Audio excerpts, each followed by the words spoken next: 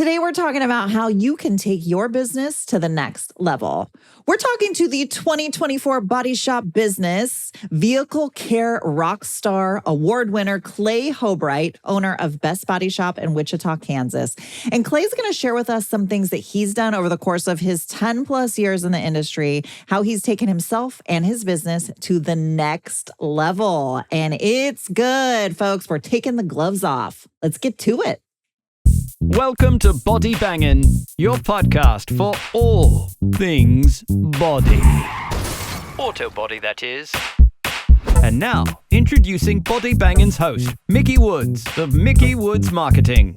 Mickey is a former auto collision center owner and is now a marketing and business development expert to shops across the globe.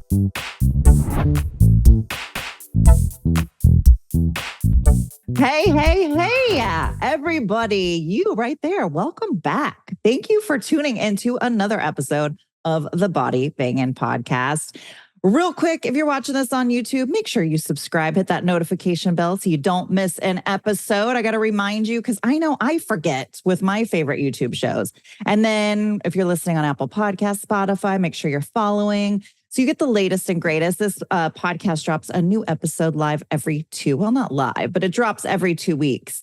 And we're just going to jump right into it because we are going to take the gloves off today, my friends, with my buddy Clay Hoberecht. What's up, Clay? What's going on, lady? I'm excited. We are here. We're going to do this. If you guys don't know Clay, maybe you do now because he just got the award for the Vehicle Care Rockstar by BodyShop Business. Bow, bow, bow. Amen. I'm just making my own sound effects. You don't need a DJ. I don't need a DJ. Editor, what? So Clay, for you guys that don't know, he's the owner of Best Body Shop and also the owner of Wichita Wagyu. And he's based out of Wichita, Kansas. It's one single shop at the moment. And then he's also expanded into the Wagyu industry recently. And Clay has had, you, my friend, have been through different, I don't even know what the word is, but you just continue to evolve. And we won't go down the whole path of all of it. But Body Shop Business did a great interview with you where they talk about your history. So we don't need to get into all that. You guys can check it out. I'll put the link in the description. But I will tell you that Clay's history would surprise you. And I know Clay. Clay's a friend. And watching it, I was surprised by some of these things. I did not know that you were a child to entrepreneurs themselves. And you had been homeschooled basically your whole life. And Clay is a different breed and I love it. He brings a fresh perspective to the industry that is really needed and people love it. Clay also is a co-host with me for the Collision Cocktail Hour. And it's really for shops wanting to do it different, do it the right way for the right reasons. So let's jump into it. Clay, I know in the interview, they were talking with you with Body Shop Business. They were talking about your integrity and how you are really about integrity and culture. And yes, I agree. Like knowing you as a friend, definitely, you are a man of integrity. And the first word that popped into my mind after hearing integrity is you are a disruptor. Amen. Let the horns show. So you're not the first one to say that about me. I'm not surprised because I think anybody that knows you knows this about you. So I get a phone call. This is probably 3-4 weeks ago from Gordon. He is my coach over at the table group. We hired in the table group. Yes. And I was talking to him about a certain situation at the shop. Now, I'm no longer at the shop any longer or anymore. John Meese is the general manager. He runs it. And I come in and check on it once a month, run over a meeting and leave. This particular challenge that John had brought up, he wanted my advice, and the transition from me being day-to-day to where I am at now. Obviously, I'm at my house now. I'm working at the Wagyu shop, so I'm not going into the shop every day like I have my entire life, right? Yeah. Gordon, we're getting through this thing, and Gordon finally, you could tell, kind of got frustrated. Mm-hmm. And he says, Clay, you create chaos everywhere you go. And I said, okay, so what am I good at? He goes, you're good at disrupting. You're good at starting things. You're good at coming in and breaking rules. He goes, but Clay, what your team needs right now is not a disruptor. They need a leader like John, and you need to empower him. And I was over there just doing what I guess I've never really seen it as a disruptor. I just thought I was doing right from wrong. And there's a time and place for that all. And that's been something that I've had to learn within the last 6 months. Has been a very hard and challenging lesson to learn, for sure. Yeah. So, well, yeah, it's like a re-identification, right? Like your identity was wrapped up in owner operator, doing the thing, making it better. There was some of that, but I think it was more like getting to know your identity in the first place, like better. Yeah. Like I, what a lot of people don't know is for 10 years I've owned Best Body Shop, and I've always just been waiting for that breath of oxygen. Like I've been holding my breath this whole time. Like, when is it going to get better? When do I finally get to feel some kind of fulfillment? And I always thought it was right around the corner. Well, what I come to find out is, like, I'm not supposed to be doing all things. Right. Like, I thought I was going to be a good leader. I was going to lead my team. And I found out that I'm not a very good leader when it comes to team organization and team health. I'm without a shadow of a doubt a good bulldozer. And I will start things, and I will create, and I have massive passions and great vision, but I need people like John in my life to be able to rally people underneath him and then execute on that passion, and then allow me. And according to Gordon, he's like, just go away, go start something else, and it is like, and it's like, Mickey, literally within 2 weeks of me being told to relinquish it over to John, I'm already starting another business. Yeah. And it wasn't anything that I had to work hard on. It literally just kind of fell together for me. And right now, as we're working on Wichita Wagyu, I've already got a third business that I'm working and developing on right now as we speak. And again, this isn't something that I wake up and like, okay, I have to discipline.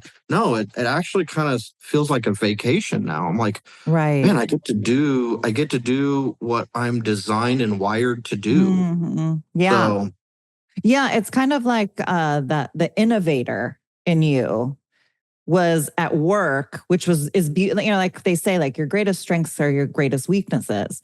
So, it was fantastic for all these things. At the same time, it was like a disability in sorts for even your own self and your team. And that's hard sometimes, like being the pusher. Like I'm extremely type A. I have a plan. I will push things through. If I want something to happen, I will make something happen. And that's beautiful in a lot of ways. And in other ways, in relationships, it can be tough. It can be hard with employees because I'm going to push it through, and it takes me a minute to step back and reflect. And I think it's good for everybody listening to self-evaluate, like hear it from you and take a minute to self-evaluate, because oftentimes we think of ourselves in a certain way because that's what we've been doing for so long. Well, here's, and I'm not going to say this in an arrogant way, but let's just be real. The industry needs people like Clay Hoberecht.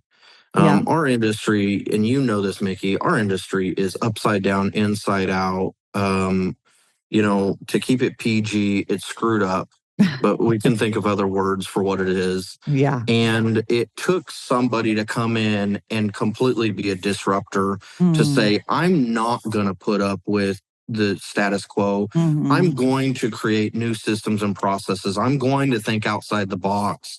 And during that 10 years of me running the shop, I can't count how many people push against me, not just from the insurance world, but from our own industry, from, the legal systems to people that just want to live and not disrupt and not screw, don't touch it, leave it alone.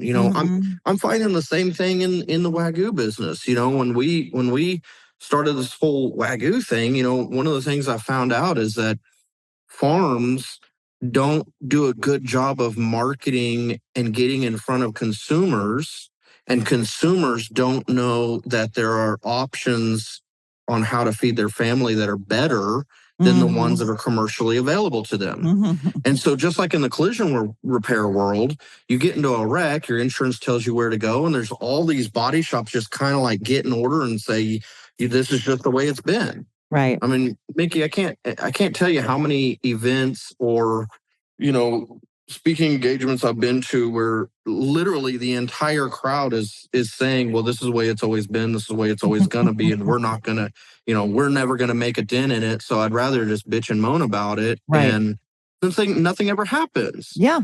And so the beautiful side is like, yes, we needed. Now, would John, my general manager, ever be able to disrupt, 10 years ago like I have? No, because that's not his wiring. It's not his strength. Right. But I will tell you that since me leaving the shop, my employees that work under John feel more secure. They are more confident. They have a more consistency.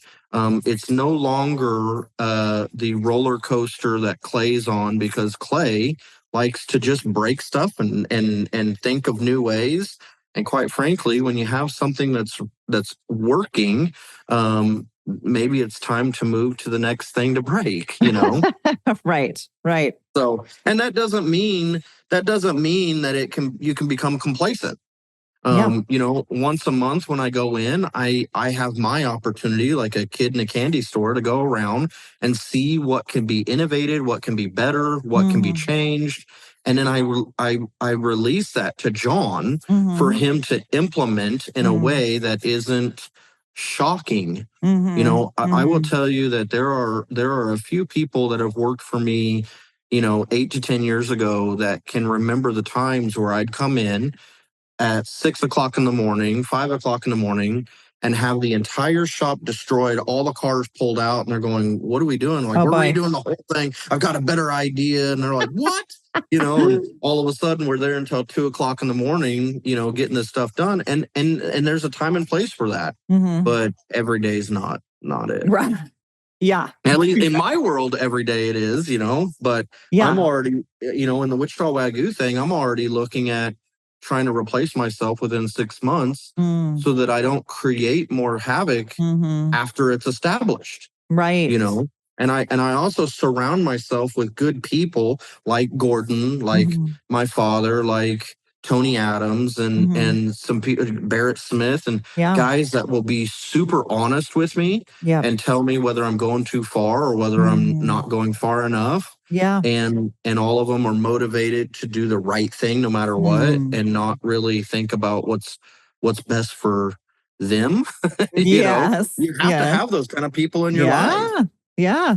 Well, yeah, because there's like the innovator and then there's the implementer, and they're usually not the same person. And also, it's hard, like how you coming in once a month, you're able to look at things from an outside perspective. And oftentimes for shop owners that don't have the ability right now to completely step out, or not, you're not completely out, but to step out to the degree you have, I would invite them to take a step back, take those vacations, get out of your office, because that's when you can come back with a fresh set, because you do need to be working on your business, not just in your business.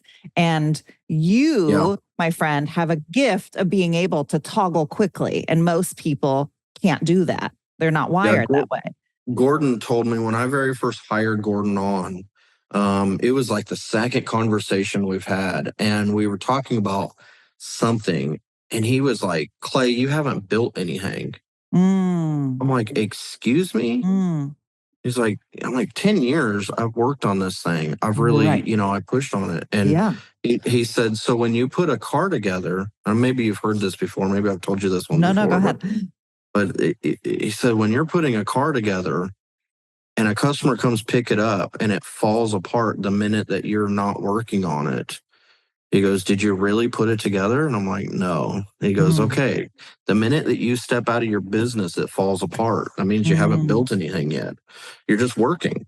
He goes, it's my goal to be able to build something that you can walk away and it consistently is not only staying there, but getting better and fulfilling its purpose that you know, that you've put into it. Now, none of that was written and none of that, because I'm not that guy. Like if you ask me, you know, the purpose of having candles in our lobby, I could give you a 20-minute discussion about why it's important and who we get it from and the smell and the senses and the sales and all that. And if you ask me, write that down, I would rather shoot myself in the foot.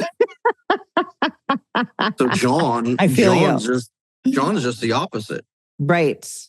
John, if I asked John to stand in front of a crowd and give a passionate debate or a passionate discussion, he would get nervous and he would go, he would be very analytical and he would not be in his wiring. It would not be, you know, his thing. Right. But if I asked him, hey, this is why we get candles, can you write this out? He'd be like, yes, absolutely. You know, he'd have it done in 5 minutes and have it in the booklet. And he gets really, you know, he really loves that kind of stuff. Right. Yeah. Right. Like the right people, right seats is a big piece of what you're talking about. And also you touched on something that I think is really important. Well, a couple of things is doing things for the right reasons. And everybody in the company, whether it be John or the people on the team or yourself and the people that are assisting you, like your coaches and other people outside, that you all have the same core values, I think is important to touch on, because I know you're a big culture guy. And you had said something before. We've talked a lot about this before, and you said something in the article, and you called it emotional nakedness. And it was like, because, you know, for those of you guys that don't know, and I forget sometimes right now I'm doing a podcast, I'm just like talking to you.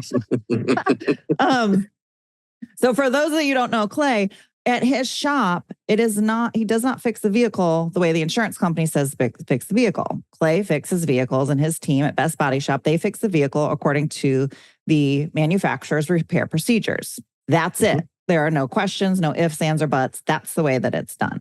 And the question was posed, how do you get your technicians to do this and to follow through on it? Because there's a lot of certified shops out there that are not following the manufacturer repair procedures, that are doing what the insurance company wants. So, and you had said something about that emotional nakedness. Can you and I love that term. I'd love for you to push into that a little bit.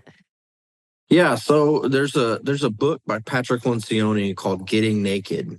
And it just talks about building a culture where people can be authentic. You know, Mickey, you're married, right? Yes. And you've been married for a while, right? Yes. And so if if your husband cooks some hamburgers and they're dry, you probably don't have any problem if he says, hey, are these dry? You have no problem saying, yeah, they were a little dry. Right? Yeah. You were just authentic. Right. Now that's an extreme, right? But what real emotional nakedness looks like is a lot of the things that you do that you don't even know that you do. You know, there's a lot more vulnerability around people that you trust. And that's ultimately how you obtain emotional nakedness, is building a base of trust. And one of my favorite speeches that Patrick Lencioni does is he explains this and he goes, I know, you guys are probably wondering, you know, I can't believe we hired this guy in to tell us that trust is needed in a team, you know, atmosphere. But what we have found is that without it, you're not able to really achieve real, honest conversations. And when you're not having honest conversations, you're really just being fake Monday through Friday, 8 to 5. Now, we live in the United States where that has become really normal. That's the average. Mm-hmm. I went Mm-hmm. into a gas station just the other day. This was in Salina, Kansas. I was on my way back from picking up some meat, some Wagyu from a butcher, Nice. from a processor. And I stop into this gas station, and the guy is like, I'm like, "Hey, how you doing?" And he's like, "Well, I'd be better if it's 4:30." And I'm like, what happens at 4:30? Oh, Right. that's when I clock out. And I'm like, man, what a sad way to live. Mm. Or something that you've heard all the time is, how's your day going? Oh, it's going really, went really fast. Mm-hmm. Thank God it's going fast. Right. It's like, Right. man, you only have 100 years on this earth, and you're wanting to run through it as quick as possible. Mm. For me, I want to slow it down. Yeah. Yeah. And so there's all these things that we get used to in the normal workplace, Mm-hmm. and one of them is just being super fake to the people around you.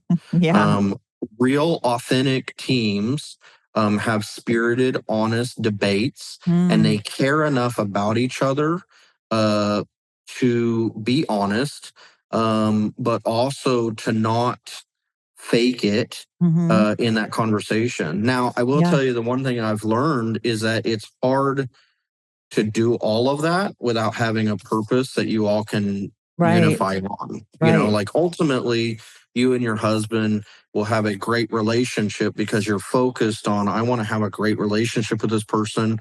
And it almost goes the other direction, where it's like, I care more about you than my Mm-hmm. comfortability. Right. Right. And how often can you say that with the people that you work with? Yeah. I mean, Rarely. Yeah. almost never. I Yeah. mean, so yeah, we strive to have emotional nakedness and to live Mm. naked at Mm-hmm. our shop all the Yeah. time. Yeah.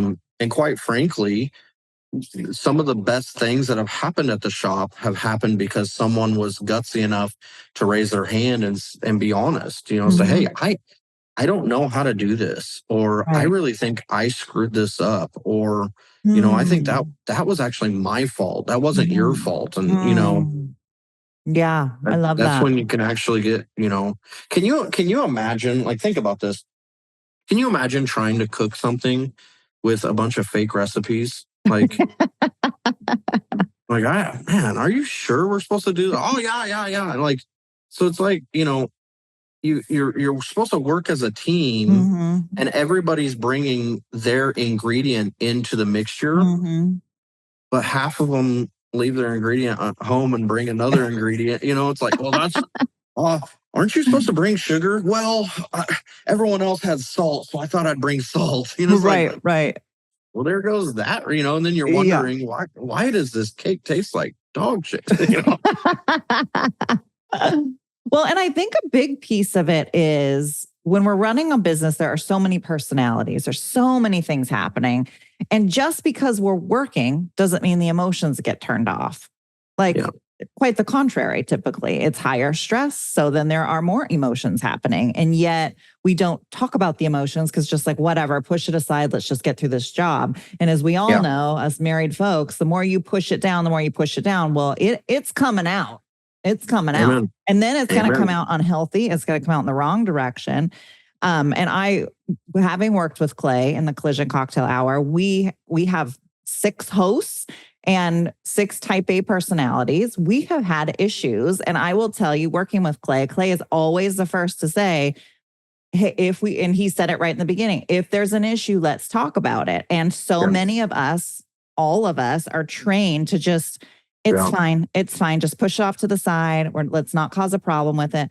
But when there is an issue, we had an issue a couple of months ago, and something was said, it was brought up, and it ruffled feathers for a quick minute. It got talked out, and we were all better because of it. Rather than, and that I felt like what you were talking about, the emotional nakedness and Clay. Yeah, but do you remember what made that conversation go healthily in our situation? Rather than it getting taken in a wrong direction, I think it was. If I'm understanding your question correctly, I believe it was because it came from a heart It wasn't from a heart of judgment. It was a heart of, hey, this is an issue. I feel the issue. I want to talk to you about it. And I understand you're not mean. You don't have an ill intent. Yet I think that it's not being perceived in the way you think you want it to be perceived in. But there was a massive part of our purpose that was involved in that. Right. Yeah. You see, here's the deal.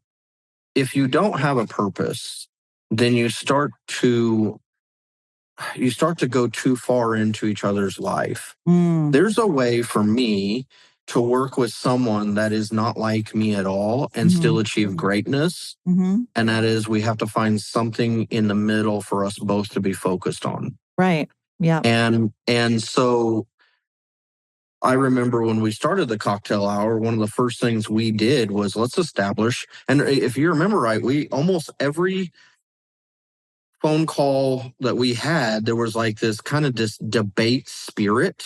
Yep. Of just like arguing and we were all like super excited. Let's make this, and this.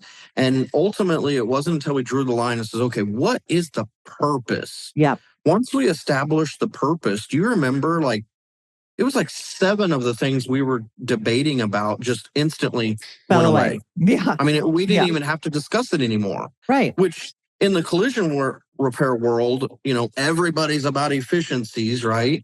Talking about massively efficient, you don't even have to discuss those items, those 7 items, because they didn't fall in line with the purpose and we all agreed and there was no reason to talk about it anymore. And we were able to move on, onto more important topics. And to this day, as we have questions and things that pop up, because if you are a type A personality, you're always looking for something new and better, right? You're always pushing and shoving. You put 6 of us together and we're always wanting something better. And so having that purpose, we can always go back to, wait, time out, guys. Hey, and this is where the vulnerability comes in. This is where you have to get naked and kind of raise your hand and go, hey, guys, I don't think that lines up in our purpose, does it? Right. And that doesn't mean you have a bad idea. I just don't think it's a good idea for us, Right. Yeah. I'm going to interrupt this podcast for just one quick second because a lot of people wonder, Mickey, what is it that you even do besides host a podcast? Well, I do marketing, and really the biggest thing that I do is help you drive more traffic to your business. And not even just more traffic, but consistent traffic to your business. As a former shop owner, I know how important that is.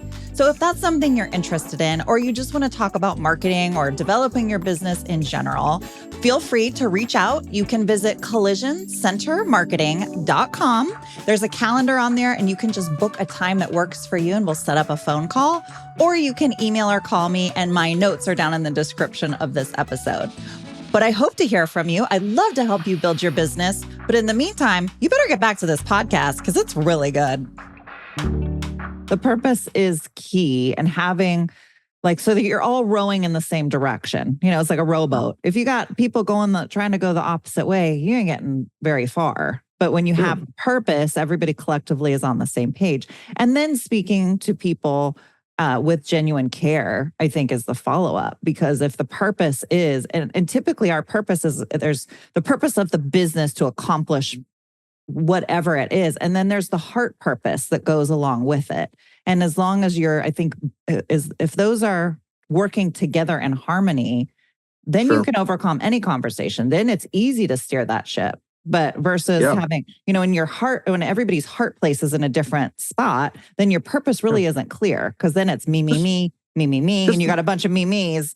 Just watch a house getting built.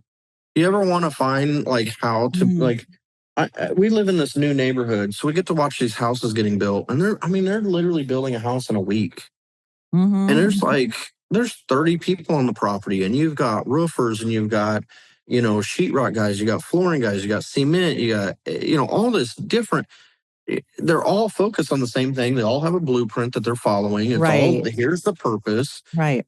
Are they all Democrats? Are they all Republicans? Are they all, what generation? Are they Gen X? Are they Y generation? No, it doesn't matter. Yeah. At the end of the day, they're all focused on the same thing. Let's get this thing done. Right. And I'm sure that they're paid accordingly, to be able to hit certain metrics. Yeah. So Yeah, I think without a shadow of a doubt, like, dude, you can achieve some wild stuff as long as you have a purpose and then build trust within the team. You know, I learned just recently, John called me the other day and he had a question on something. And what I've known for 20 years, I wanted to jump in and give him the answer. This is what I would do. This is what you need to do. Blah blah blah blah blah blah blah. But I could hear Gordon on my shoulder saying he needs to do this by himself. So I'm sitting there going, John, what's our purpose? I believe that you're the right man for this job. I believe there's no one else better suited for than you doing this. And I believe you'll make the right decision. And if you make the wrong decision, you'll learn from it. You know, and being able to step away from that whole situation, being able to go, okay, I have to be able to know that he can do his job and not have to do it for him or not have to. But here's where it's really challenging. Just 2 weeks or 3 weeks before, maybe it was, I don't know, time's all over the place for me. Yeah. A while ago, we get a 1-star review. And within 5 minutes, I'm calling John going, why is there a 1-star review? What's going on here? Right. So I call Gordon and I'm like really proud. I'm like, hey, John called me and he needed a question. And I told him that, he's the right man for the job, that he can figure this out, And he goes, yeah. And I said, he only called me because he was nervous to upset me. And he goes, yep. And I said, he's upset because he's not feeling trusted. And he goes, yep. And I said, and he's not feeling trusted because instead of me allowing him to do his job, the minute we get a 1-star review, I'm calling, bugging him. He goes, you got it. Yeah. So again, this trust thing is not as easy as like, oh, John, I trust you. No, it's growing. Yeah. Just like you and your husband, you don't know the day that you trusted him, but you trust him now, right? Yeah, right. But you can't mark the day. Well, it was May 22nd, 2017. Yeah. That was the day. No, it developed. Yeah, right. And so sometimes you got to get out of the way and humble yourself. And I felt like I was in the right, calling John, going, where's the one? Why is there a 1-star review? You got to fix this and you got to do this. You got to do this. And the reality is I was disrupting that very foundation that allows him to get vulnerable and naked with me and lead the other team to do the same. Right. That's good. That's really good. So I want to backtrack a minute because we talked about culture. We talked about having the purpose. At Best Body Shop, what is your purpose that you guys reflect on, that you run? What's the filter you run everything through? Yeah, so our purpose is, and I'm going to butcher this up, John would actually be able to dictate it wholeheartedly. It's all good. And I've been working on the purpose of Wichita Wagyu. We actually just wrote out our Wichita Wagyu deal. But essentially, it's to help people through crisis and corruption and to prevent future loss. Okay, nice. So like here's a great example. Customer comes in, we do a damage assessment, right? We're very proud of our damage assessment process. It's extremely thorough. We get a car fully damage assessment's done. We send it to the insurance. We're moving through we send it to the customer, to the insurance. Got an authorization from the customer, moving forward through the repair.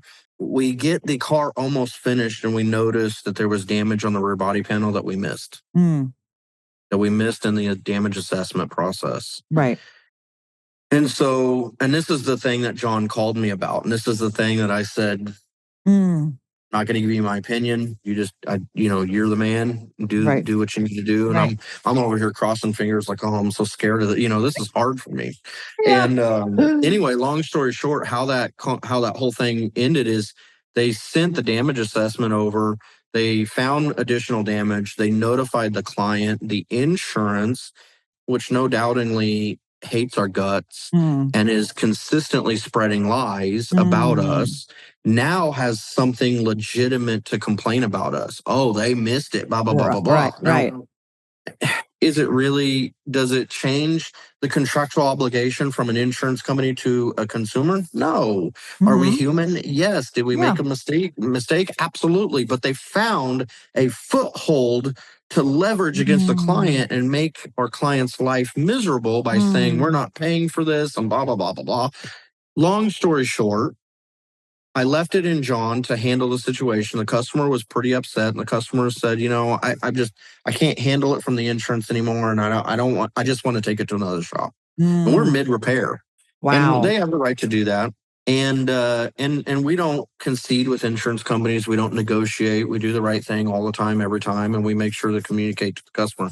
Long story short, John was able to sit down with his leadership team.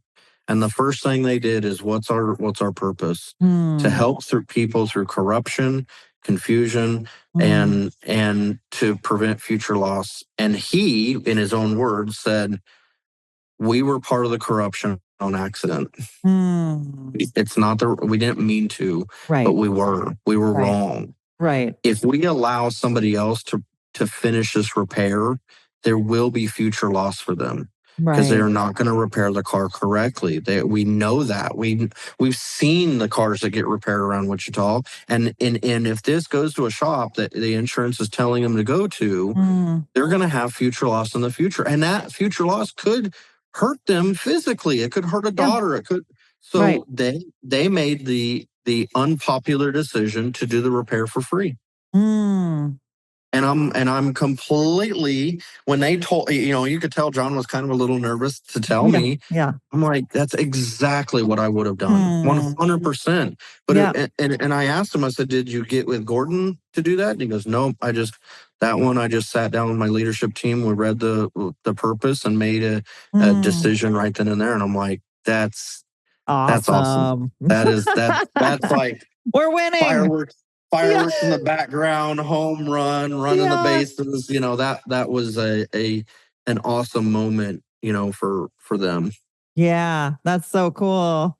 And for your client, for your guest, how that played out for them. Yeah, I mean, it's a bummer deal.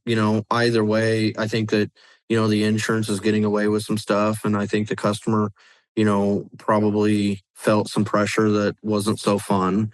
Of course. But at the end of the day, just like we were talking about earlier, all of that kind of goes away when you focus on, what are we here for? What are we doing? Yeah. Yeah. And I mean, your client felt that heart posture and and I'm sure he explained, our purpose here is da-da-da-da-da. Therefore, we're going to do this for you because this is what we believe in. And that also helps to take the doubt and the frustration away, because it's what you're working towards, right? The confusion, the doubt, the frustration, as much as possible. And you were able to allow the client to actually experience it, not just for you guys to say it. But I think we prove who we are oftentimes more so in times of problems than when things are going well. And that was a time where you and the team proved that mission statement. You proved that purpose, and you had an opportunity. I don't know that there was a wrong thing to do, because it was kind of a roll of the dice there. But I think doing what he chose to do proved to the client, and you'll have now a lifelong client. And that client will say, Southwest ran into a very similar situation recently. Southwest has always had free carry-on, right? They have a certain thing. You put your bag in, and if it fits those parameters, you get it free. Right. Well, during COVID, all the airlines felt a massive crushing pressure financially, right?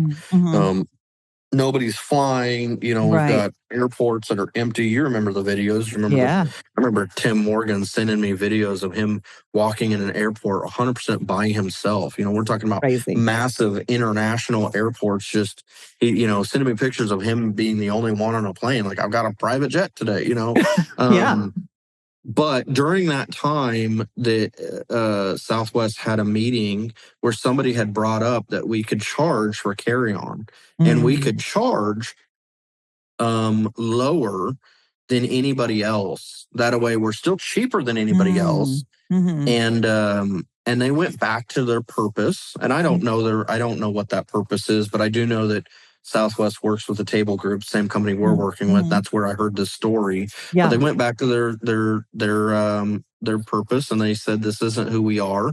And they made a decision to veto that decision. Now, do you know what that decision financially was worth? I'm sure a lot of money. $1 billion. Wow. Yeah. They did the math and they calculated that if we made this one little adjustment, right, and not very many people would feel it. Everybody at every other airplane, they're paying for it anyways. Yeah. We'll make this one adjustment and it's worth $1 billion on our bottom line, which would absolutely help the shareholders, right. But they decided that's just not who we are. And you're right. Like, it's easy to say who you are and have a purpose when there's rainbows and butterflies and everything's going great. Yeah. But when the squeeze happens and you have a customer that's upset or confused, an insurance company that's being corrupt, you have your team that you have to feed, you have your boss that you have to explain decisions to. And at that moment you make a hard decision. That's when you find out, that's when purpose decisions are really important. Yeah, that's when the rubber hits the road. Yeah. Yeah. Are you going to actually walk this, or are you just going to talk this? Yeah. Well, the other thing you had mentioned is that I think is really cool about you that a lot of people aren't doing and don't do is you work with a lot of coaches and also get input from a lot of people that you respect a lot. You're not one to, I think that you have a lot of self-confidence, and at the same time are very open to hearing what trusted people in your circle have to say. You don't listen to the noise, but you do allow yourself to listen to and be influenced. You listen with the intent to be influenced by those that you really have a high respect for and high regard for. And I think in business in general, the businesses that separate themselves from the others are the ones that recognize you can't do it all. I don't have it all figured out. I need help. Yeah. Where was it for you? Because you've got several different, you work with Barrett. He coaches one type of thing, and then you've got several different coaches that you're working with. Yeah. Mm-hmm. When did you feel like you started with that? Where did that begin for you? That it dawned on you? Because for a lot of people, they're like, don't really know if I need it. Is this something you always knew? Like, why reinvent the wheel? Somebody's got to know this and be able to help, or has it just always been ingrained? Yeah, so 10 years ago, I started watching a guy named Grant Cardone. Love Grant. And that kind of opened my eyes to Bradley and Dave Ramsey and Patrick Lencioni. Yeah. I will tell you that, man, today it's hard because there's so many experts. Yeah. With TikTok and Facebook and YouTube, all these guys. I was watching one guy the other day talk about health being important, and I'm like, it is so obvious that you are on steroids.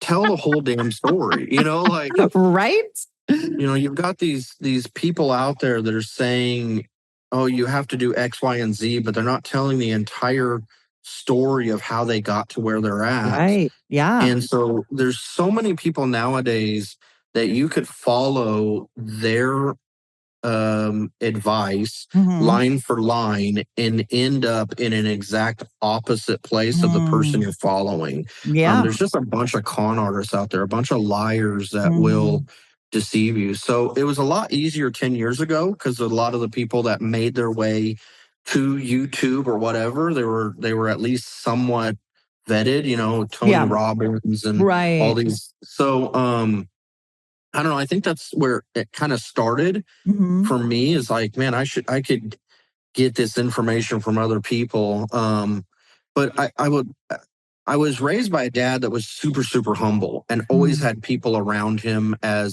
he was a pastor. And so, obviously you have like your group of people, your elders or whatever. And so I think that was kind of just natural for me. I have no lack of confidence. In fact, I tell people that I'm confident even in my mistakes. Like I'm down to forge a path. I'm down to even forge a path that shouldn't have been forged. But I think it's stupid to not surround people with you that don't necessarily need to go. I don't need anybody that has already been down that path. Of course, that would be a huge advantage. Yeah. But I need someone that will keep me balanced to where I don't become unbalanced. Yeah. Like when I was running the shop day to day, I had 4 people in my life at all times. I had my dad, and every single one of them had a particular purpose. Right. My dad knows my heart more than anything, Right. and so my dad, when there were situations arise that involved my heart and me personally, my dad was a guy that could either tell me the hard news that I don't want to hear, or could tell me what I need, or encourage me. Yeah. I had Barrett Smith, which Barrett Smith is a maniac when it comes to collision repair and thinking outside the box and doing the right thing for the right reasons. Yeah. And he really helped, create the systems and process that we have in place that are not necessarily normal in the collision repair world. Yeah. I had people like Tony. Tony Adams is like a culture guru. He is, and he's told me some stuff that was really hard to hear. He's probably one of the most impactful guys in my life, where he would tell me, dude, you're wrong in how you address that person. And then of course, then we have Gordon, which Gordon was, also organizational health higher. But again, like if you think about it, any situation I run into, I could call one or either one of them and make sure that at least I'm operating in a balanced way. And trust me, there's been times where I've made those phone calls and they're like, you are way off, dude. You are not centered. This is not right. But then I've also had those phone calls where they're like, I 100% agree with you. Yeah. You are seeing things 100% correctly, and you need to put gas into this and go. So yeah. I personally have done something similar. I think like the YouTubes and all that stuff are great. And I think that's how a lot of us start down the path, is getting exposed to like, YouTube or picking up a book or something. And it's like, wow, this is like, and once you start down the path, you're like, holy cow, all these things. I never thought about all these things before. This is insane. And then you get that hunger for it. But I will say, having a personal coach, if you want to call them that knows you, that knows your business, your situation, that can coach you. Because like you said, the YouTube videos and all that are great for generalities. But to be able to talk about, this is my situation in my shop, these are the players, these are the things, these are all the moving pieces that know you, that can help guide you specifically, and also that knows your gifts. Like you were saying, you needed somebody else to come in and tell you, you need to get out of the shop. You need to get out of the operations, because on your own, you would have kept pushing ahead. That's your personality, right? So like having that outside person, my coaches that I work with, if it wasn't for them, same thing. I'm in my own way, and it really helps. And I think that in our industry, there's so much stigma around asking for help that it's like, that's actually where this, like, you unlock this next level, I think. Well, I will tell you that a requirement to adding someone into, influencing me, is they have to have in their life what I'm wanting in mine. Yeah. So like, let's take my dad for an example. Do I want to be the business owner that my dad is? No. Right. Do I want his financial freedom? No, I want more. I want much more. Right. Does he have a shrewdness in business planning? Not at all. Does he know anything about collision repair? Nope. Right. Is he the happiest man I have ever met? Hmm. Yes. Hmm. Personally, you lock him in a room by himself, he is the happiest guy you'll ever meet. That's And awesome. so for me, I can take all that other stuff and I can go, I'm wanting my life in this particular area in my life. I'm wanting that. And he's the guy that has the best of that. Yeah. You look at Tony Adams. When Tony Adams had Weaver's Collision, his employees had this admiration for him that I was I was awestruck over. I was like, man, if I want to be appreciated like that. I want to do something in my guy's life to the level that they look at him or look at me like they look at him, Yeah. And so again, like now, if I had a coach that came in and was just like, oh, I can tell you everything, but the area that I'm wanting influence on is in shambles, like no Yeah. thanks. Right. Yeah. You're not the dude. I mean, yeah. Get your shit together and maybe I'll listen. How can you teach me to do something that you're not putting into practice in your own life? Yeah, and maybe they can, but I'm much more of a watcher than I am a listener. So I love that. I agree. if you're telling me how to be happy and everybody around you talks about how pissed you are, like, you might tell me the right things, but I kind of need to watch you walk this thing out, Yeah. Yeah. Well, and what's cool now as your friend is to see you helping others, taking all the things that you've learned and like doing things at your shop and having other shop owners and managers and whoever wants to come tour my shop. Let me show you what's going on. Let me show you how we're doing it. Let me help you. Call me. If you have questions, call me. So it's beautiful to see that you're not just trying to make changes for you and your little sphere of your small current bubble, your sphere of influence. You really have a desire to help everybody and to help the industry as a whole. That's what I truly appreciate. I mean, I appreciate you at a lot of different levels, but genuinely, like for our industry, you're a resource. And I feel you have a calling on your life to help others, and you're walking that out. And for me to you, I appreciate that and that you open yourself up like that. Thank you. I don't see, I think there's stages to that. I think that I tried to help a lot of people out early on in my business, and my business needed me more than the people I was helping. Yeah. And I think that as I grow in this business and as I get to certain stages in my career and in my life, I can now have the opportunity to help. Now, I don't see any negativities to those items. In fact, I see nothing but positivity. When you're able to experience or when you're able to share your experiences, not only does it give the opportunity for us to fulfill our purpose, but on a much bigger playing field where body shops are able to go and repair cars correctly and prevent future loss in the future, for other people. At the same time, it's also exceptionally marketable. You have people come in and be able to see, like I have a handful of customers that have come to our shop because of an event that we threw that was primarily focused on other body shops, but they came to eat free hot dogs and hamburgers and listen. They learned something that they had no idea even existed. They saw other body shops struggling with the same thing, and they went, whoa, this is important. And then later on, getting into a wreck and calling, there's no one else that's going to touch my car except for you. Right. And I don't remember everything from that class, but I do know that there was a few shops that were there that wanted to do the right thing. And I want to make sure to go to one of them, Yeah, absolutely. Yeah. And that could take us down a whole nother path with the marketing thing. So we're going to have to do like a round 2. Oh, yeah. Oh, yeah.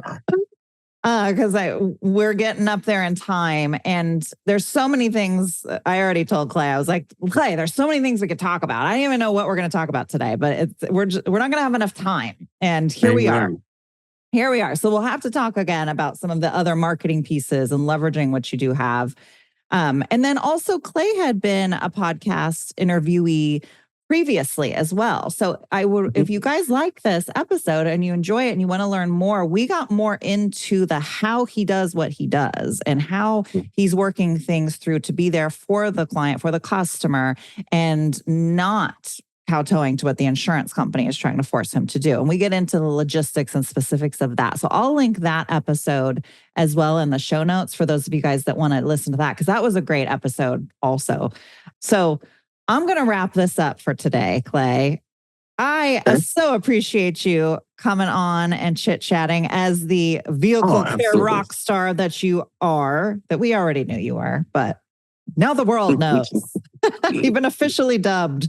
Well, thank you for inviting me. This is anytime that I get to chat with you, it's a lot of fun. Yeah, super fun. I appreciate you. And I'll actually see you tonight in the Collision Cocktail meeting. Yeah. Tonight is Collision Cocktail Hour. And I don't know when this is going to get released, but May 3rd and 4th, we're having one of those classes that we talked about. Are you? Shameless plug. We're having a... it's going to go out after that, darn it. Okay. So you're going to have... It's going to drop. May 3rd and May 3rd and 4th, you already came to our class and you really enjoyed it. Yeah.